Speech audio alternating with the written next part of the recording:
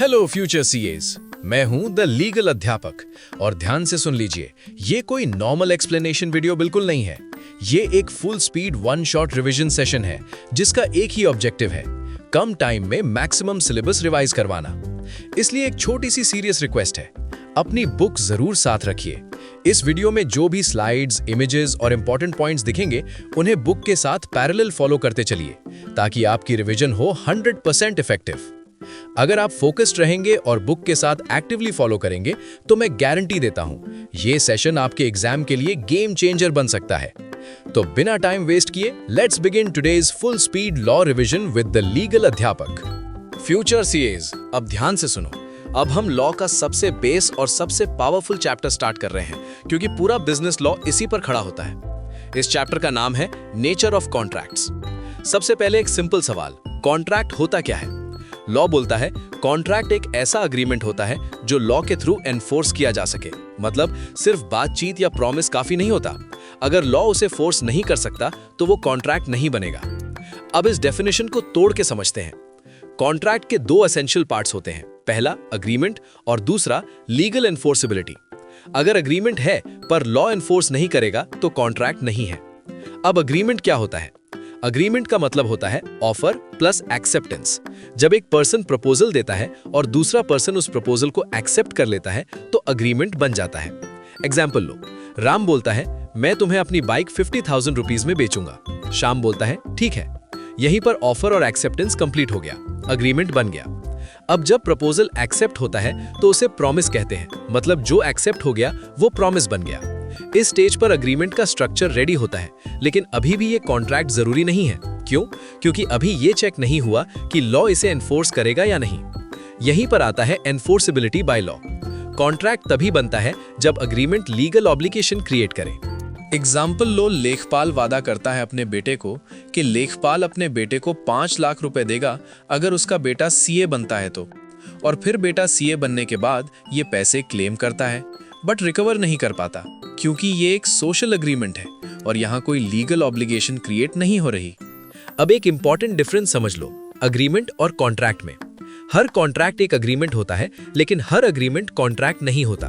Agreement एक wide term है जिसमें सोशल, डोमेस्टिक और मॉरल अग्रीमेंट्स भी आ जाते हैं। कॉन्ट्रैक्ट नैरो टर्म है जिसमें सिर्फ लीगल एनफोर्सेबल अग्रीमेंट्स आते हैं।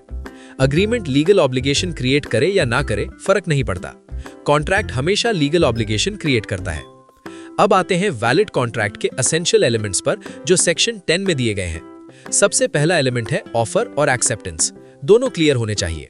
दूसरा है फ्री कंसेंट, मतलब पार्टी सेम चीज पर सेम सेंस में अग्री कर रही होनी चाहिए। अगर जबरदस्ती, धमकी, फ्रॉड या गलत रिप्रेजेंटेशन से कंसेंट ली गई है तो कॉन्ट्रैक्ट शेकी हो जाता है।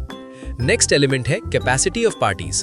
लॉ कहता है कि कॉन्ट्रैक्ट सिर्फ वही लोग कर सकते हैं जो मेजर हो, साउंड माइंड के हो और लॉ के अकॉर्डिंग डिस्क्वालिफाइड ना हो। एग्जाम्पल, माइनर के साथ कॉन्ट्रैक्ट जनरली वैलिड नहीं होता। अब आता है कंसिडरेशन, जिसे हम डेली लाइफ में क्विड प्रो क्वो कहते हैं, मतलब something in return. Contract free में नहीं होता। अगर राम श्याम को गिफ्ट दे रहा है बिना कुछ रिटर्न के तो वो कॉन्ट्रैक्ट नहीं, गिफ्ट है। लेकिन राम बोलता है मैं तुम्हें 10,000 रुपीज दूंगा और तुम मुझे फोन दोगे, तो कंसिडरेशन आ गया। नेक्स्ट है लॉफुल कंसिडरेशन और लॉफुल ऑब्जेक्ट। कॉन्ट्रैक्ट का पर्पस इलीगल, फ्रॉडुलेंट या पब्लिक पॉलिसी के अगेंस्ट नहीं होना चाहिए। एग्जाम्पल, स्मगलिंग का अग्रीमेंट या ब्राइब देने का अग्रीमेंट कॉन्ट्रैक्ट नहीं होता, चाहे दोनों पार्टीज एग्री हो। नेक्स्ट एलिमेंट है नॉट एक्सप्रेसली डिक्लेयर्ड वॉइड, मतलब लॉ ने जिस टाइप के अग्रीमेंट को पहले से ही वॉइड डिक्लेयर कर दिया है वो कॉन्ट्रैक्ट नहीं बन सकता, जैसे रिस्ट्रेंट ऑफ मैरिज का अग्रीमेंट। अब कुछ एलिमेंट्स ऐसे भी होते हैं जो सेक्शन 10 में डायरेक्टली नहीं लिखे पर इक्वली इंपॉर्टेंट है, जैसे intention to create legal obligation. Social और डोमेस्टिक अग्रीमेंट्स जैसे हस्बैंड वाइफ के बीच डेली एक्सपेंस का प्रॉमिस नॉर्मली एनफोर्सेबल नहीं होते। फिर आता है सर्टेनिटी ऑफ मीनिंग। अग्रीमेंट वेग नहीं होना चाहिए, मैं तुम्हें रीजनेबल पैसा दूंगा, ये क्लियर नहीं है तो कॉन्ट्रैक्ट फेल हो सकता है। और लास्ट, पॉसिबिलिटी ऑफ परफॉर्मेंस।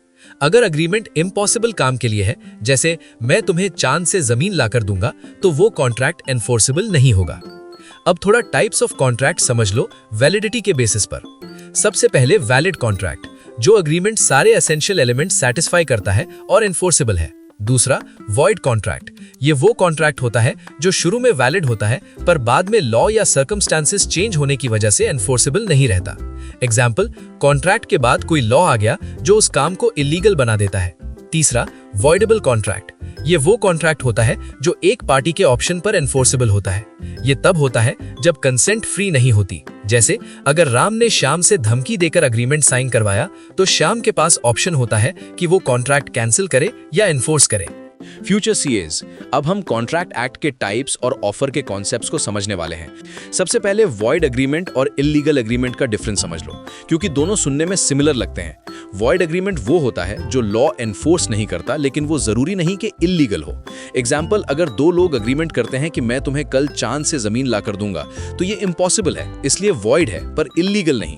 अब इल्लीगल एग्रीमेंट वो होता है जो लॉ फॉरबिड करता है, जैसे ब्राइब देने का अग्रीमेंट या स्मगलिंग का अग्रीमेंट। इल्लीगल एग्रीमेंट हमेशा वॉइड होता है, पर वॉइड एग्रीमेंट हमेशा इल्लीगल नहीं होता। एक और इंपॉर्टेंट बात, इल्लीगल एग्रीमेंट के साथ जो कोलैटरल एग्रीमेंट होता है वो भी वॉइड हो जाता है, जबकि वॉइड एग्रीमेंट में कोलैटरल एग्रीमेंट कभी-कभी वैलिड हो सकता है। अब अनएनफोर्सेबल कॉन्ट्रैक्ट समझ लो। ये वो कॉन्ट्रैक्ट होता है जो सब्सटेंस में वैलिड होता है पर किसी टेक्निकल डिफेक्ट की वजह से एनफोर्स नहीं हो पाता।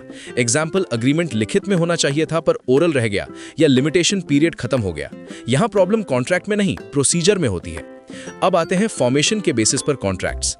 एक्सप्रेस कॉन्ट्रैक्ट वो होता है जिसमें टर्म्स क्लियरली बोली या लिखी होती हैं। एग्जाम्पल, मैं तुम्हें 1 लाख दूंगा और तुम मुझे कार दोगे। इंप्लाइड कॉन्ट्रैक्ट कॉन्डक्ट से बनता है। एग्जाम्पल, बस में चढ़ गए, टिकट ली, बिना बोले कॉन्ट्रैक्ट हो गया। टैसिट कॉन्ट्रैक्ट और भी साइलेंट होता है, बिना वर्ड्स, सिर्फ बिहेवियर से। एग्जाम्पल, ऑक्शन सेल में कॉन्ट्रैक्ट तब माना जाता है जब हैमर गिरता है, क्योंकि वो एक्ट हाईएस्ट बिड की टैसिट एक्सेप्टेंस होती है और उसी से लीगली बाइंडिंग कॉन्ट्रैक्ट कंक्लूड हो जाता है। क्वासी कॉन्ट्रैक्ट थोड़ा स्पेशल है। इसमें दोनों पार्टीज का इंटेंशन कॉन्ट्रैक्ट करने का नहीं होता, पर लॉ फेयरनेस के लिए कॉन्ट्रैक्ट जैसा रिलेशन इंपोज कर देता है। एग्जाम्पल, ए ने गलती से बी के अकाउंट में 10,000 रुपए ट्रांसफर कर दिए। बी को पता है कि पैसे गलती से आए हैं, फिर भी वो उसे यूज कर लेता है। इस केस में लॉ कहता है कि बी को 10,000 रुपए वापस करने पड़ेंगे। ई कॉन्ट्रैक्ट वो होता है जो इलेक्ट्रॉनिक मीन्स से होता है, जैसे अमेज़न से ऑर्डर करना, ईमेल से डील फाइनल करना। अब परफॉर्मेंस के बेसिस पर कॉन्ट्रैक्ट समझ लो। एग्जीक्यूटेड कॉन्ट्रैक्ट वो होता है जिसमें काम हो चुका है। एग्जाम्पल, कैश में सामान खरीदा, पैसा दिया, सामान मिल गया। एग्जीक्यूटरी कॉन्ट्रैक्ट वो होता है जिसमें काम फ्यूचर में होना है। एग्जाम्पल, आज एग्रीमेंट हुआ, डिलीवरी नेक्स्ट वीक होगी। और यहीं से यूनिलैटरल और बायलैटरल कॉन्ट्रैक्ट आता है। यूनिलैटरल में एक पार्टी का काम हो चुका होता है, दूसरी का बाकी होता है। बायलैटरल में दोनों तरफ ऑब्लिगेशन बाकी होती है। अब चलो ऑफर या प्रपोजल पर आते हैं, जो कॉन्ट्रैक्ट का स्टार्टिंग पॉइंट है। प्रपोजल का मतलब होता है जब एक पर्सन दूसरे को अपनी विलिंगनेस दिखाता है कि वो कुछ करेगा या कुछ नहीं करेगा, और उसका पर्पस होता है सामने वाले की असेंट लेना। एग्जाम्पल, मैं तुम्हें अपनी बाइक बेचना चाहता हूं 50,000 में। ये ऑफर है। ऑफर के टाइप समझ लो। जनरल ऑफर वो होता है जो पब्लिक के लिए होता है। एग्जाम्पल, जो मेरा लॉस्ट डॉग ढूंढ के लाएगा उसे 10,000 रिवॉर्ड मिलेगा, कोई भी एक्सेप्ट कर सकता है। स्पेशल ऑफर स्पेसिफिक पर्सन के लिए होता है। एग्जाम्पल, राम सिर्फ शाम को ऑफर देता है, कोई और एक्सेप्ट नहीं कर सकता। क्रॉस ऑफर तब होता है जब दोनों पार्टीज एक दूसरे को आइडेंटिकल ऑफर भेज देते हैं बिना एक दूसरे के ऑफर के बारे में जाने। इसमें कॉन्ट्रैक्ट नहीं बनता। काउंटर ऑफर तब होता है जब ऑफरी ओरिजिनल ऑफर को चेंज करके एक्सेप्ट करता है। एग्जाम्पल, ए बोला 50,000, बी बोला 45,000। ये एक्सेप्टेंस नहीं, काउंटर ऑफर है। स्टैंडिंग और कंटिन्यूइंग ऑफर वो होता है जो एक पीरियड तक ओपन रहता है, जैसे गवर्नमेंट टेंडर्स। अब वैलिड ऑफर के एसेंशियल समझ लो, ये एग्जाम के लिए बहुत इंपॉर्टेंट है। ऑफर लीगल रिलेशंस क्रिएट करने के इंटेंशन से होना चाहिए, वेग नहीं होना चाहिए, ऑफरी को प्रॉपरली कम्युनिकेट होना चाहिए, असेंट लेने के पर्पस से होना चाहिए। ऑफर कंडीशनल हो सकता है, पर ऐसा कंडीशन नहीं होना चाहिए जिससे एक्सेप्टेंस ही एक्सेप्टेंस ना रहे। ऑफर स्पेसिफिक भी हो सकता है और जनरल भी। और सबसे इंपॉर्टेंट, इन्विटेशन टू ऑफर और ऑफर में difference. Advertisement, price list, prospectus normally invitation to offer होते हैं, ऑफर नहीं। एग्जाम्पल, शॉप के बाहर लिखा शर्ट्स स्टार्टिंग फ्रॉम 999, ये ऑफर नहीं है, इन्विटेशन है। कस्टमर जब शॉपकीपर से बोलता है ये शर्ट दे दो, तब ऑफर होता है। और एक गोल्डन लाइन याद रखना, statement of price is not an offer. Future सीएज, अब हम इनविटेशन टू ऑफर और एक्सेप्टेंस को प्रॉपरली लॉक करते हैं। सबसे पहले इनविटेशन टू ऑफर समझ लो। Invitation to offer actual offer नहीं होता, बल्कि ऑफर लाने का इनविटेशन होता है। मतलब सामने वाले को बोलना कि तुम ऑफर दो। एग्जाम्पल, शॉप के बाहर लिखा है फ्लैट 50% ऑफ, ये ऑफर नहीं है, ये इनविटेशन है। कस्टमर जब काउंटर पर बोलता है ये शर्ट दे दो, तब वो ऑफर करता है। इसी तरह कंपनी जब पब्लिक को शेयर सब्सक्राइब करने के लिए इनवाइट करती है, वो इनविटेशन टू ऑफर होता है। एक्चुअल ऑफर इन्वेस्टर करता है। अब आते हैं एक्सेप्टेंस पर। एक्सेप्टेंस का मतलब होता है जब जिसको प्रपोजल दिया गया है वो अपनी असेंट दिखाता है। जैसे ही प्रपोजल एक्सेप्ट होता है वो प्रॉमिस बन जाता है और ऑफर प्लस एक्सेप्टेंस मिलके एग्रीमेंट बनता है। एक सिंपल एग्जांपल, ए बोला मैं बाइक 50,000 में बेचूंगा, बी बोला हाँ मुझे मंजूर है, यही एक्सेप्टेंस कंप्लीट। ऑफर और एक्सेप्टेंस का रिलेशन समझ लो। ऑफर गन पाउडर जैसा होता है, एक्सेप्टेंस आग की चिंगारी। जब तक एक्सेप्टेंस नहीं होता कोई लीगल रिलेशन नहीं बनता। ऑफर एक्सेप्ट होने से पहले विड्रॉ हो सकता है, लेकिन जैसे ही एक्सेप्ट हो गया प्रॉमिस बन गया और फिर रिवोक नहीं कर सकते। अब वैलिड एक्सेप्टेंस के लीगल रूल्स ध्यान से सुनना। एक्सेप्टेंस सिर्फ वही दे सकता है जिसको ऑफर दिया गया है। एक्सेप्टेंस एब्सोल्यूट और अनकंडीशनल होनी चाहिए, मतलब हाँ लेकिन वाला आंसर एक्सेप्टेंस नहीं होता। एग्जाम्पल, हाँ ले लूंगा अगर तुम फ्री डिलीवरी दो, ये काउंटर ऑफर है, एक्सेप्टेंस नहीं। एक्सेप्टेंस वही मैनर में होनी चाहिए जो ऑफरर ने प्रिस्क्राइब किया हो, और अगर मैनर प्रिस्क्राइब नहीं किया तो रीजनेबल मैनर चलेगा। एक्सेप्टेंस का कम्युनिकेशन होना जरूरी है, बिना कम्युनिकेशन कॉन्ट्रैक्ट नहीं बनता। एक्सेप्टेंस प्रिस्क्राइब टाइम में होनी चाहिए, और अगर टाइम मेंशन नहीं है तो रीजनेबल टाइम में। और एक गोल्डन रूल याद रखना, मियर साइलेंस इज नॉट एक्सेप्टेंस। सिर्फ चुप रहना एक्सेप्टेंस नहीं होता जब तक पिछला कंडक्ट कुछ और ना बताएं। अब एक्सेप्टेंस कंडक्ट से भी हो सकती है। एग्जाम्पल, रिवॉर्ड वाले केस में जैसे ही कोई काम करता है वो एक्सेप्टेंस माना जाता है। अब आते हैं कम्युनिकेशन ऑफ ऑफर और एक्सेप्टेंस पर। ऑफर का कम्युनिकेशन तब कंप्लीट होता है जब वो ऑफरी के नॉलेज में आ जाता है। सिर्फ लेटर पहुंच जाना काफी नहीं, उसका पढ़ना या समझना जरूरी है। एक्सेप्टेंस का कम्युनिकेशन थोड़ा इंटरेस्टिंग है। एक्सेप्टेंस कंप्लीट होती है 2 स्टेजेस में। प्रपोजर के अगेंस्ट एक्सेप्टेंस तब कंप्लीट होती है जब एक्सेप्टेंस ट्रांसमिशन में डाल दी जाती है, जैसे लेटर पोस्ट कर दिया। एक्सेप्टर के अगेंस्ट एक्सेप्टेंस तब कंप्लीट होती है जब प्रपोजर को एक्सेप्टेंस की नॉलेज हो जाए। एग्जाम्पल समझ लो, ए ने बी को ऑफर भेजा, बी ने एक्सेप्टेंस लेटर पोस्ट कर दिया। जैसे ही लेटर पोस्ट हुआ, ए के अगेंस्ट एक्सेप्टेंस कंप्लीट हो गई। बी अब विड्रॉ नहीं कर सकता, लेकिन बी के अगेंस्ट एक्सेप्टेंस तब कंप्लीट होगी जब ए को लेटर मिल जाए और वो पढ़ ले। अगर एक्सेप्टेंस टेलीफोन, टेलेक्स या फैक्स से होती है तो एक्सेप्टेंस तब कंप्लीट होती है जब प्रपोजर को एक्चुअली रिसीव हो जाए। कॉन्ट्रैक्ट वही माना जाता है जहां एक्सेप्टेंस रिसीव हुई। कभी कभी स्पेशल कंडीशंस भी इंप्लाइड होती हैं, जैसे रेलवे टिकट के पीछे कंडीशंस लिखी होती हैं। पैसेंजर बिना पढ़े टिकट ले लेता है, फिर भी वो कंडीशंस एक्सेप्ट माना जाता है। लॉ मानता है कि वो टैसिट एक्सेप्टेंस है। अब last part, communication of performance. कभी ऑफर में लिखा होता है कि एक्सेप्टेंस सिर्फ एक्ट करके दिखाओ, जैसे रिवॉर्ड ऑफर। यहाँ सिर्फ एक्ट करना काफी नहीं होता जब तक परफॉर्मेंस की कम्युनिकेशन जरूरी ना हो। अगर ऑफर में लिखा है कि सिर्फ एक्ट ही एक्सेप्टेंस है तो कम्युनिकेशन की जरूरत नहीं। फ्यूचर सीएज, अब हम बात करते हैं रेवोकेशन ऑफ ऑफर और एक्सेप्टेंस की, जो कॉन्ट्रैक्ट एक्ट का एक बहुत प्रैक्टिकल और एग्जाम ओरिएंटेड टॉपिक है। रेवोकेशन का सिंपल मतलब होता है ऑफर या एक्सेप्टेंस को वापस लेना।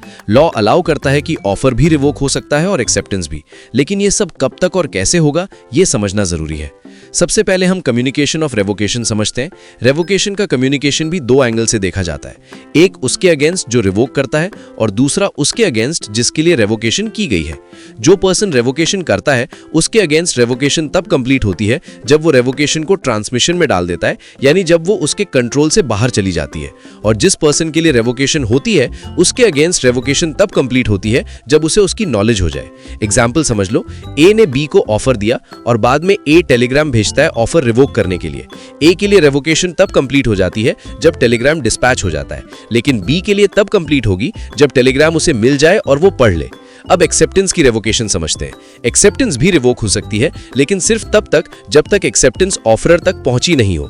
जैसे ही एक्सेप्टेंस ऑफरर के नॉलेज में आ जाती है उसके बाद रेवोकेशन पॉसिबल नहीं होती, क्योंकि कॉन्ट्रैक्ट कंप्लीट हो जाता है।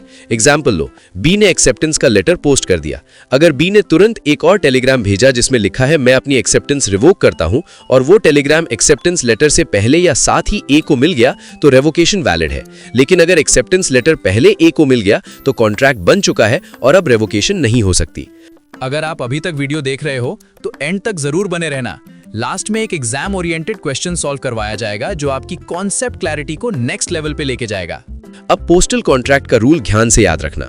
पोस्ट के केस में एक्सेप्टर अपनी एक्सेप्टेंस तब तक रिवोक कर सकता है जब तक एक्सेप्टेंस लेटर ऑफरर को रीच नहीं करता।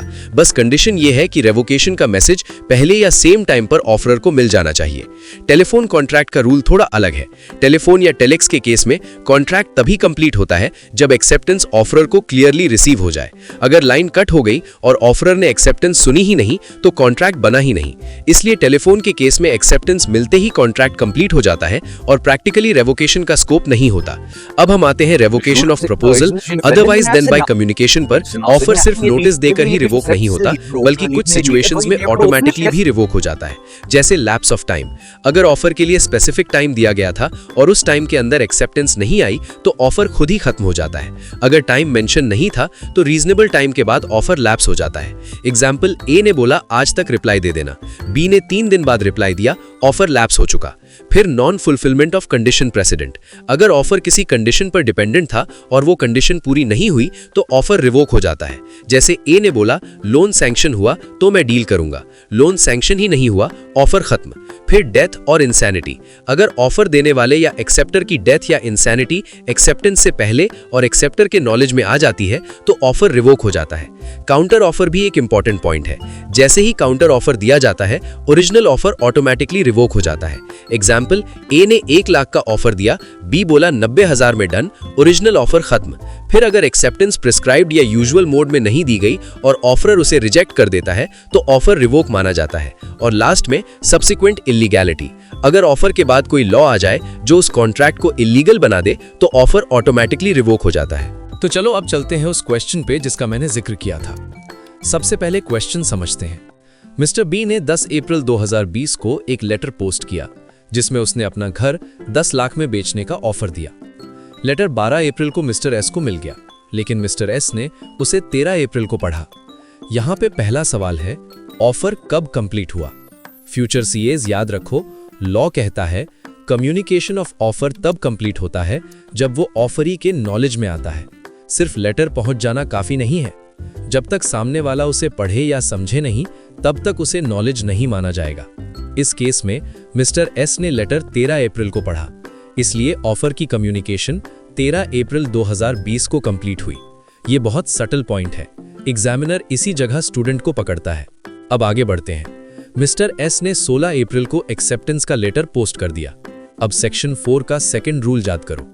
जब एक्सेप्टेंस पोस्ट से भेजी जाती है तो कम्युनिकेशन ऑफ एक्सेप्टेंस प्रपोजर के खिलाफ तब कंप्लीट होती है जब लेटर पोस्ट हो जाता है, और एक्सेप्टर के खिलाफ तब कंप्लीट होती है जब लेटर प्रपोजर को मिल जाता है। इसका मतलब क्या हुआ?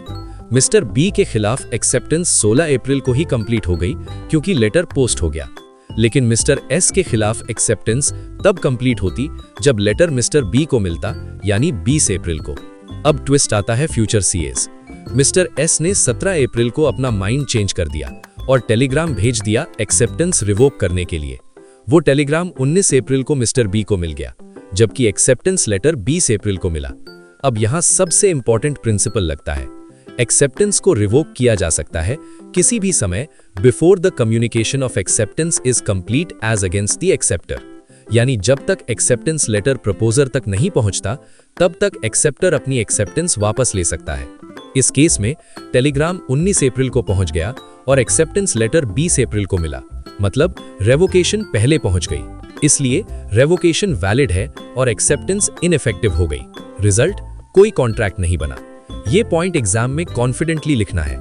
अब तीसरा सवाल, अगर टेलीग्राम और एक्सेप्टेंस लेटर दोनों सेम दिन पहुंचते तो लॉ क्या कहता है? अगर रेवोकेशन एक्सेप्टेंस से पहले या सेम टाइम पर पहुंच जाए तो रेवोकेशन वैलिड होती है, इसलिए अगर दोनों सेम दिन पहुंचते तब भी रेवोकेशन इफेक्टिव होती और कॉन्ट्रैक्ट नहीं बनता।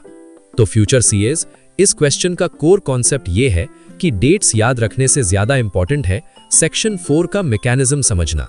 ऑफर नॉलेज से कंप्लीट होता है, एक्सेप्टेंस पोस्टिंग और रिसीट की बेसिस पर कंप्लीट होती है, और रेवोकेशन तब तक पॉसिबल है जब तक एक्सेप्टेंस प्रपोजर तक नहीं पहुंचती। ये अगर तुम्हें समझ आ गया तो इस टॉपिक का कोई भी प्रैक्टिकल क्वेश्चन तुम इजीली सॉल्व कर लोगे। तो दोस्तों, यहां होता है आपके यूनिट 1 नेचर ऑफ कॉन्ट्रैक्ट का खत्म। Tata bye bye. अगर आपको इस यूनिट के स्मार्ट और एग्जाम फ्रेंडली शॉर्ट नोट्स चाहिए तो नीचे कमेंट ड्रॉप करो ऑफर एक्सेप्टेड, क्योंकि जब तक आप एफर्ट ऑफर नहीं करोगे सक्सेस आपका एक्सेप्टेंस नहीं देगी, समझे? और हाँ, हम यहाँ ऐसे ही कॉन्सेप्ट क्लियर, मस्त और स्कोरिंग वीडियोस लाते रहते हैं ताकि कॉन्ट्रैक्ट एक्ट आपका फेवरेट बन जाए, डर का रीजन नहीं। तो चैनल को ज्वाइन करो, सपोर्ट दिखाओ, वरना एग्जाम में आपका इंटेंशन तो होगा पास होने का, पर रिजल्ट बोलेगा नो लीगल इन्फोर्सिबिलिटी। चलो मिलते हैं अगले यूनिट में, तब तक कॉन्ट्रैक्ट वैलिड रखो और प्रिपरेशन बाइंडिंग।